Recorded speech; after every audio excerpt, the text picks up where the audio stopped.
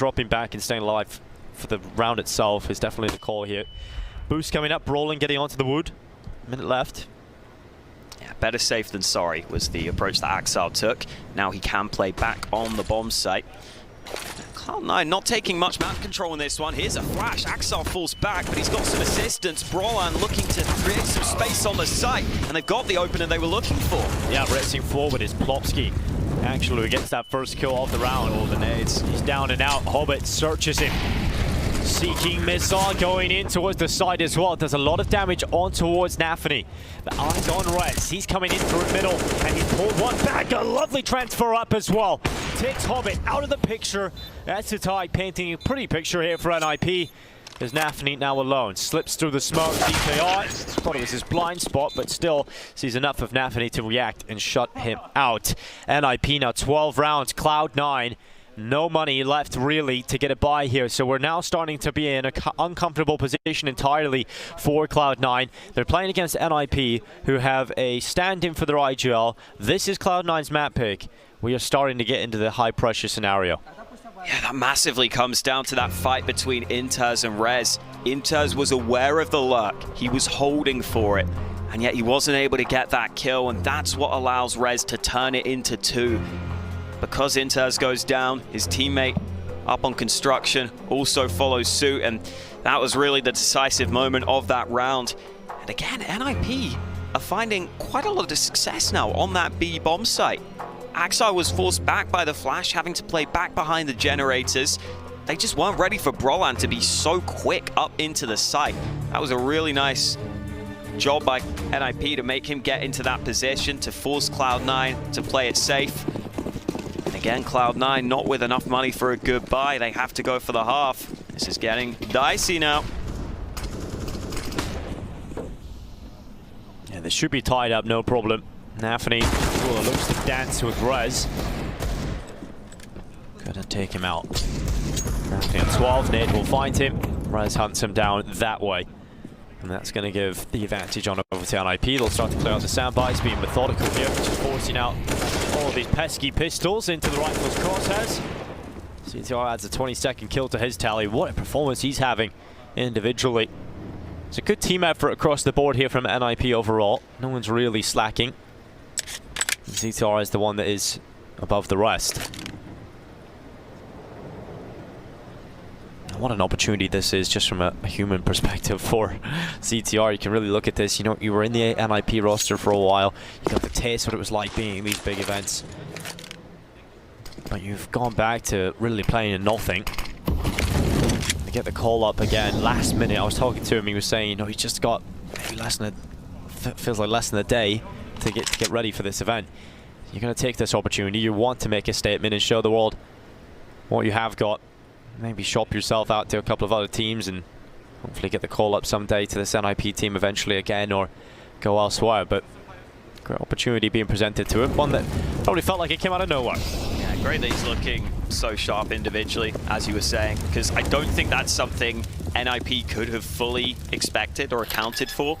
You would have come into this game and say, hey, ZTR is going to be the player top fragging for us and top fragging the server. And let's bring it back to Maui's point as well about the fact that when you lose Hampers, you lose the disruption, you lose a bit of firepower within him as well. So CTR can make sure that the diminished firepower is nominal or rather non-existent. Then that's fantastic here for CTR. A couple of picks could come through here for Hobbit. There's no kit here for Cloud9. Bomb down and secure for NIP as they will look to 13 in a row, 13 to tie up. And so we're now looking at a Cloud9 that are probably sweating quite a bit, looking at their map picks slowly slip away from them. I think the thing that's impressed me from NIP here is actually the fact that it hasn't really been a game where I'd say we've seen many big plays from their individuals. There aren't many rounds where you'd say, oh, well, that round was won by this player specifically. It's actually just been a lot of grindy rounds where they just get the important kills at the right times. That's what NIP always just seem to manage to do. They always seem to manage to grind out these rounds, make them closer than they should be. And here was the problem for me heading into this series. Cloud9 always seemed to underperform my expectations. NIP always seemed to overperform. NIP are doing it again here on VERTIGO. Now they've got a chance to take the lead if they can win this gun round. Buyback for Cloud9. It's been a little while since we've seen this purchase out. NIP sent a couple of players into ramp, softened up by the initial nades, but it is quick here for NIP. They're through the top ramp smokes. Definitely not happy to play aggressive. Cloud9 would rather play back right now with how this game has been going. No information here for Cloud9, so just NIP signaling they did put presence towards top ramp. If C9 don't go on an information gathering hunt, they have to assume that NIP are still there. They've dropped back. They're waiting for that play. They're waiting for that information move from Cloud9 to gather that opening pick. Look at the stack from Cloud9 too. 4 on A. We could well see this aggression. Yeah, here comes that aggression now. Flash is being ready, and it's coming at the time that NIP have started to move forward back into the position again. I don't know if this flash would blind them though with the positions they're in right now. Ineffective. Information peak there from Inter's. Hobbit's actually committing further forward. He wants to get in behind the sandbags. Oh, ESL hold to that cross. Is able to take out Hobbit. The first kill was there, and that's the call to go now for NIP. They start to accelerate. They start to put the utility into the site, and Shiro realizes he has to thin the herd. It's one kill for Shiro, but that's all he will find, and all of his teammates drop. NIP pushing forward, 14 rounds. They will now take the lead. That is such a cool call from NIP. They are so quick to go for the play, and what I love about that from ESL is ESL hears that flash into ramp, and what does he do? He waits. He waits and holds for a player to potentially cross to sandbags, because when you hear that flash into ramp, you know that there's likely to be some aggression at some point. You know that Cloud9 want the info, so he just holds that tight sandbags angle, and as soon as he gets the kill, NIP were aware of the fact that they could pounce quickly. I think they clearly called ahead of time. If we get a pick, we're just going to quickly go with the utility. We're going to quickly commit to the site, and even though it got slightly scrappy for a second, it was Cloud9 put under pressure. Axar may be able to save the rifle, but there's not going to be much more for Cloud9 here. What a disaster this would be. Look at this. He just holds. He knows there's going to be some aggression, and then they're quick to respond with the play. What a great round from NIP. At no point were they put under pressure. At no point were they forced to reconsider their move at the start of the round. They had a plan out of the spawn, and it worked out perfectly as they planned out, and there's the frustration. Shiro. You know, the pressure will start to amount for these teams. For these players on this team, you've just signed for super organization, right? A big name in Counter-Strike. You had the online era, people calling you onliners, so you come back to LAN, the results haven't been what people expected, people wanted. Cloud9 are going to be under a lot of pressure as individuals, and they are very young. Frustration might get through, emotions might get the better of them. Nafny still trying to put some pressure down the ramp. He's taken out of contention at the ramp play, but he's still standing for the round. He's 12 HP, so at least they haven't lost that first player. You've also got to point out for Cloud9, they got off to such a strong start in their second half. Now they've lost 6 rounds in a row to get to this point. It was 13-8 at one point. That can't add to the confidence right now. You can see the frustration coming in, but this is a setup on the B site that could be effective. The quad position will be mollied though. Axel has a smoke, but if they do molly his position, that will give the game away. Axel, here comes that util to make things a little hot and heavy for him. He's chunked down to 44. Inter's uncomfortable on default as well. Great utility here for NIP. Axel blinded, under a lot of pressure, still gets away with one. Inter's only one, but that's enough to keep him back and forth. Shiro sends himself through the play, gets himself a double on the other side of the smoke. It's Plumsky and ZTR that go down, and it puts ESL into the clutch. He's so low, mortally wounded into this 1 versus 2. 19 seconds left. Eventually we'll have to commit to that bomb plant. They're both doubled up towards construction. ESL would love to split them into the 1v1s. Good discipline for Nafny to start the pullback, but now the commitment to the plant. Cloud9 swiftly making their way down. Another headshot for ESL. It's down to a 1 versus 1 up against Hobbit, and ESL has disappeared. He's in the smoke. Hobbit will have lost his opponent, and ESL is playing this to perfection, trying to find the angle, but Hobbit will survive it. Cloud9 win a must-win round. 14-14, tied up yet again. Oh man, it was a game of hide and seek on the B-bomb site at the end there. Who could find who first? It was Hobbit who got the right read. ESL was looking the right direction, but Hobbit a little quicker on the trigger. Really nice try from ESL in that scenario, but Hobbit, the experienced head on Cloud9, keeps them in it. They Nice with that play from Shiro, though. The fact that he's able to get into an advanced position was so important. He gets a double kill and puts ESL in this rough spot. And then Hobbit just about able to spot the player on the edge of the smoke. It is still anyone's game here, 14-14. Cloud9 are the ones that have no money, though. They have no room for error right now. If they were to lose this round, they'd be broke. It's a charge out for Plopski, taking control of the bottom stairs already.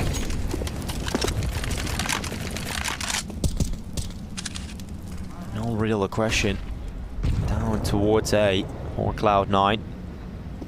It's Inter's boosted up in middle. Brawl considers it. Oh, wow. That headshot, that's frustrating. Plopski's found Axel elsewhere. NIP up 2 players right from the get-go. And Plopski is not slowing down. He is taking the ground towards B. He's taking that space, and Shiro has to worry about middle as well. CTR, the aggressive play comes to him. He doesn't handle it for Rez. Oh, he's going to slip out. Takes that kill back on Nafany. Plopski still towards B. Options available to NIP here as to where they want to finish this. They're still spread across the map. That's a 1v1 fight going against NIP. Generally, they've been good at grouping up in these scenarios, but this time, they give away one fight. Now it's a 2v3. Still some utility for Cloud9 too. A smoke will go down from Shiro. They've also got a couple of nades. If they could combine those onto this A site to try and deny the plant, that would be brilliant, but right now they don't know where NIP are going. They don't have this info. Well, Shiro's on the right side. If there's a player you want performing the way he is, you want Shiro to be here. But the no-noise contact play right up to the site has given them so much ground. And Brolin, a little pixel of his backpack spotted. Shiro will see him going towards short. He then springs into action, catches ESL on the wide fight from Sandbags. He notices a player on default and can call the position of the other. Shiro, 3 kills in the round, doing everything he can to get Cloud9 to map point. Brolin has to close this. NIP started this round with significant advantages, but now it favors Cloud9. No utility for this though. Kit on the back of Hobbit. Shiro is looking for his prey. He's wrapped around the back. He's found Brolin looking the wrong way, and Cloud9 will go to 15. They reach map point, and Shiro is the player to thank. 4 kills. Yeah, what a hero, Shiro, in that round. Able to just find the 1v1 fights, and the contact play from NIP looked good initially, but Shiro just holding a real tight angle, able to turn it into some 1v1s. I think that's the moment. Plopski committing to B felt a little too premature. They didn't have real much of a follow-up. That's what put it into this 3v2 to begin with. But then you've just got to give credit to Shiro for managing to pull through with every single frag. And for Cloud9, it's not even celebration, really. It's a pat on the back from Axel and relief that they've managed to reach 15.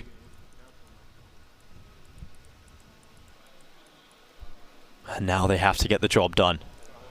They have to close this out. You mentioned at the beginning of the last round that NIP didn't really have money troubles.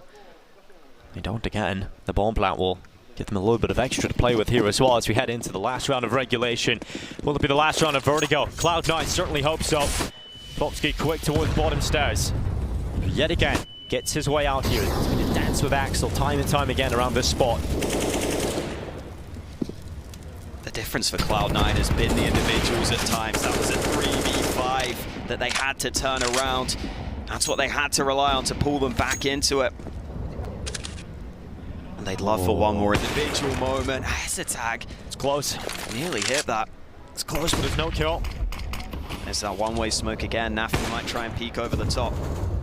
He's getting in the mix of it. Letting out a bit of spam for the time being, and eventually will start to make his way forward. Nothing spotted from it. Real patient play from NIP in this one. Shiro established an angle on mid. Cloud9 happy to play back from the bomb site. But NIP still have so much utility. If they were to commit to an A play right now, they could probably get this player out of sandbags. Well, there's the volley going through, but Hobbit throws a smoke down to buy the time. The nade will go through. Oh, Hobbit, no. it missed. He missed one. It missed, and so that won't remove Hobbit from position, and he can stay here for a few more seconds and draw the attention away. And they don't really have seconds to play with here, NIP. 25 of them left. And look at the stack. Cloud9 have so many players on A right now. Oh wow, I love that from Hobbit. He climbs up on the fence. He goes for the fight as the smoke fades away and pulls a kill in the favor of Cloud9. He is traded out. NIP begin to move forward. Their last-ditch effort to draw this one to overtime. Nafany and Inters are both gone, and Shiro unable to land the wallbind. He can't prevent the plant from going down. It's on to Axel and Shiro to make their way back into this round, to get this round over the line, and VERTIGO added to the tally, but it won't be happening. NIP will force us all the way to the bonus rounds. Overtime is needed to decide the victor here on VERTIGO. Shiro's just praying for a peak, but it's not coming. It's round 30, you gotta go for it, Shiro. But try as you might, Plopsky will deny. 15-15, going the distance.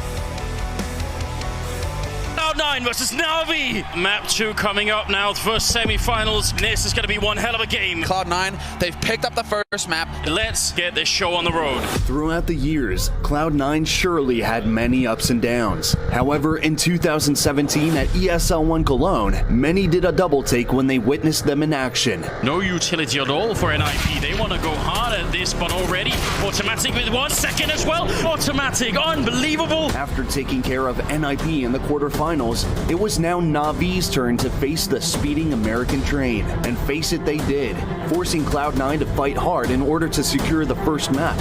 Then, history later repeated itself on Overpass, but initially Nadas and Sayer were on the run thanks to one player, and that player was Shroud. Like Skadoodle had actually come out on top there. What a flick coming in, Shroud getting one another headshot. He's tapping away, Shroud! Can he do it again? He's up to 11 kills and looking for number 12. Are you kidding me? Shroud! Can anyone take this man down? He's got 12-0. He's a one-man army.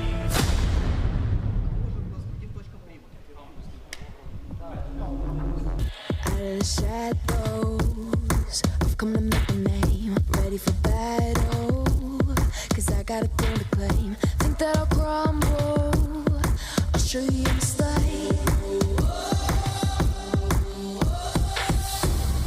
Where you see me coming, better run for cover, cause I'm not so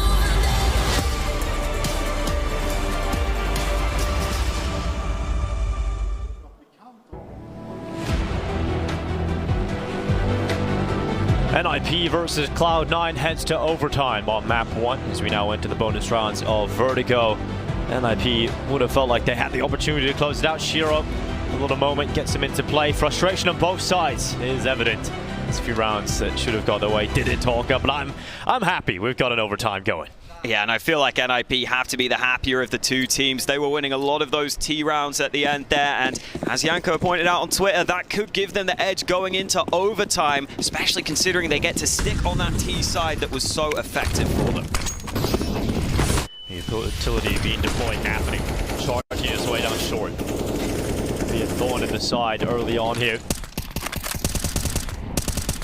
Going back and forth, but you know, something that NIP were doing so well in that first half was dodging all of these early hemorrhages towards the ramp. They weren't really allowing Cloud9 too much out of it.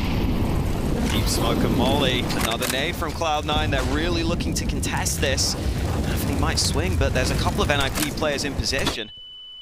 Really looking to establish dominance on the lower ramp. Nafany had taken at the time life away from him, but commits to the fight versus Rez and does not win it this time. Shiro sticking around though. They weren't expecting Shiro, and he's found Rez. Risky position for Axel. He jumps up with an aid in hand, and that's almost his death sentence. Plopsky rips him apart. Inters gets back in time and brings down 2. And is all on Brawl and trying to slip his way over construction. They're now alerted to this spot, and that smoke goes down to buy time and keep Inters up. Allows his teammates to get over to help him out. Ooh, Brolin predicts the angle of Shiro. He knows there's a player close inside the smoke. Brolin looking to track Inters back to quad, potentially could actually get this chance.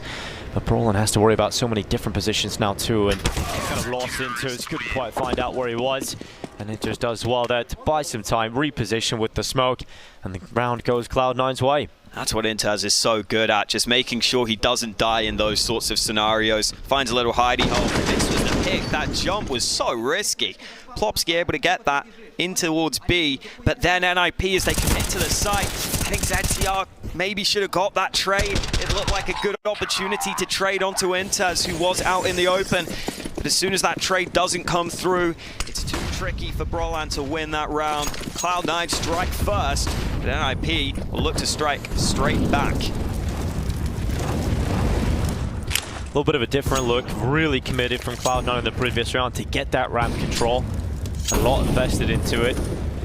It's good they had Shiro behind Nafnu, because that would have just been the 1-for-1. 9 not going too hard at it this time around just yet.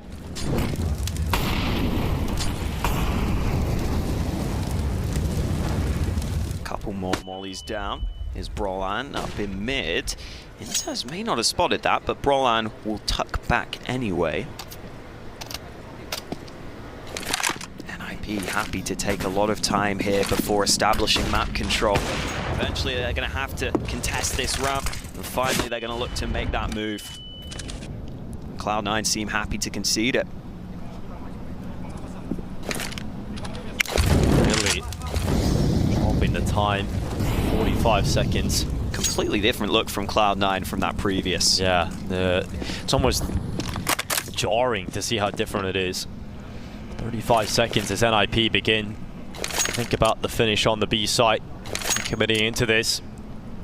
There hasn't been that battle with Axel and Plopsky. Axel's playing with the AWP towards construction. It's actually Inters that's going to be the first point of 20 contact. seconds for this execute. Yeah, there's not a lot of time at all here. NIP have to go. They have to be perfect. Inters could spoil the party. It's one.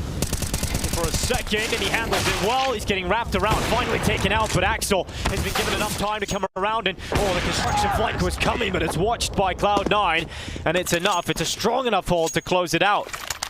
Just didn't feel like NIP put enough pressure on Cloud9 throughout that round. First 50 seconds or so, they're sitting back on their own side of the map. They're not contesting for any map control. Eventually they do go for it, but they leave themselves with such little time that they have to perfectly take this bomb site. Axel's able to deny. Yeah, the previous round, Cloud9 did give no control to NIP, right? They give them zero control to play with. This round they give them everything, and NIP didn't really take it.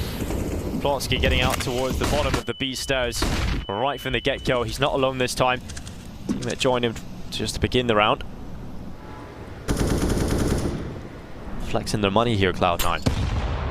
It's worth leaving the M4s in spawn in case those AWPers need to retake one of the bomb sites later on. No reason not to spend all your money at this point. Drop it all. Coming back over though. NIP, a couple gathered outside of the B stairs. CTR getting boosted up. There's a couple of boosts about to happen here. We've got boosts on boosts, and Axel needs to be aware of that. Flash in, he's playing super safe, but Cloud9 have got a fair few players ready to react if this B play were to come through, and it's looking like it should be the B play. Yeah, good pick from Axel. Blinded, put under pressure with the mollies going down to default, but he just drops behind the generator. And look at the amount of players Cloud9 have here, Hawk. It's not going to be easy for NIP to force their way through. Yeah, NIP ran this play earlier and Brolan was able to get in deep, but this time Axel takes the fight to him. That stops him from getting that deep ground gained. And you realize now you might need to make a play elsewhere. Rez, he's going to go and make that play up short. Nafny gets aggressive into his crosshair. Plopsky making a play at the B side. A kill pulled back again, and suddenly NIP have the player to the good. Plopsky's going to continue to try and move forward, but gets taken out. Now it's Rez's turn. Oh, but Shiro has the angle with the AWP, and good luck getting through Shiro. Another one brought down. Throws the smoke into the site. Essetite in the clutch. First light claimed. Commits to the plant, and there can't be much area where he can go here, and Cloud9 have to realize that. Luckily, the smoke is up to allow him to drop back slightly. Molly into elevator so he can look up above. He wants to play the time. Kit's in play for Cloud9 though. They should tap that bomb soon and force him to come to them. Lots of dice just sitting back. Inters dropping now. Applying pressure by tapping on the defuse. Hobbit is holding for the swing round. Hobbit gets the headshot. And Cloud9 will take 18 rounds flawless in this CT half. Yeah, big that Axar was able to get that initial kill onto Brolan. We saw that play run onto B previously. Brolan was able to get all the way up to elevator, but this time he takes the fight to them. And then, even though NIP do a pretty good job at stalling out the round and winning a couple of fights, they don't have many nades left. So as they go back to A, they're running into the AWP. And if you don't have nades to deal with Shiro, he's likely going to get a multi-kill. He did exactly that and left it in a scenario where Cloud9 had the edge. And now Cloud9 are just one away from finally securing their map pick. It's not been pretty, but as long as they can get it over the line, that's all that matters. Yeah, they're going to get the result in the series here, Cloud9 today. That'll be the expectations of everyone. But it really is telling that coming into this, we considered a world in which NIP would take it, right? And that really tells you what this Cloud9 side have been playing like recently. And the fact that it's this close to VERTIGO going the other way, they have somewhat recovered. A lot of opportunities to take this and confirm victory on map 1. We now see Nafty go back to the T side. Of course, we go back to watch him get into this position, although NIP have come out to the counter now. So Molly down, gets the information. Big damage, and Nafty spammed down by Rez. CTR gets the second kill of play for NIP, and they're up 2 players already.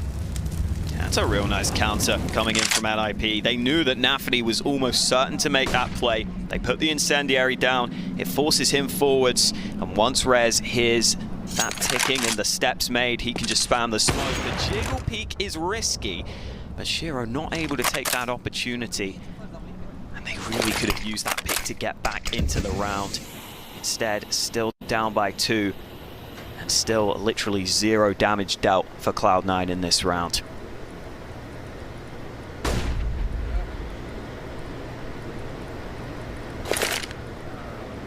This is where I think Shiro has to just try and get a little more aggressive and go for a pick.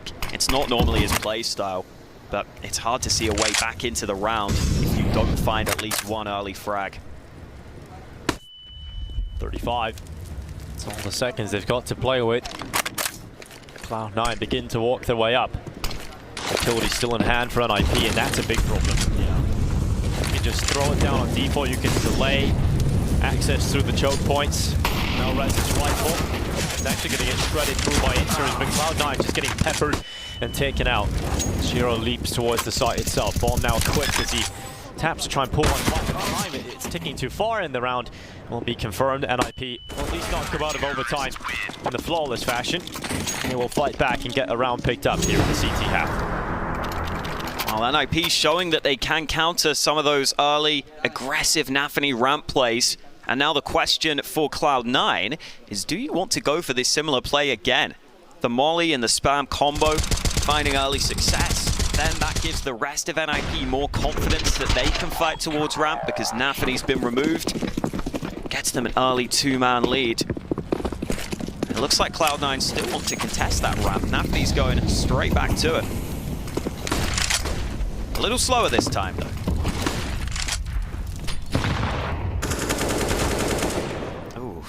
A little too slow. He allowed Rez to establish on that angle, and Rez is more than happy to take that fight.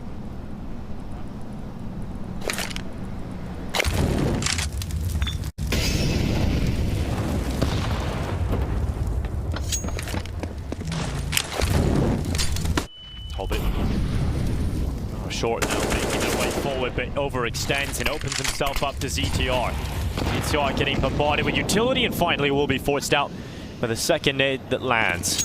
NIP contain the Cloud9 side for the time being. Still plenty of time left, and a good bit of utility here for Cloud9 to force their way into the site. Axel would love a peek to come his way, a kill to drop back into the equilibrium, but they're not getting that opportunity. Not an easy shot for Shiro. He tries to land it, but they're going to use their utility to try and close the distance onto the bomb site. Rez looking for an angle. That bomb hitting, and Inters will try and plant safe. They'll have to know where that's planted as well. They have to know that he hasn't crossed to the default position. Inters can't get out of there. He's committed. Once the bomb goes down, he's stuck in that position, gets forced away. Shiro's going to be playing from short in this post plan. Axel taking up position at the sandbags. It is the 2 highest players right now, and that's attack straight through Axel's head. It is Shiro that has to try and pull this one out. Another kill collected for Shiro. tapping the defense to put pressure on him, but Shiro's got another kill. And just Plopsky, defuse coming through his cannon right for Shiro. And what a way to close it. Shiro with a massive performance, 30 plus kills, and Cloud9 will take their Vertigo. They will take their map pick and survive the scare of NIP initially.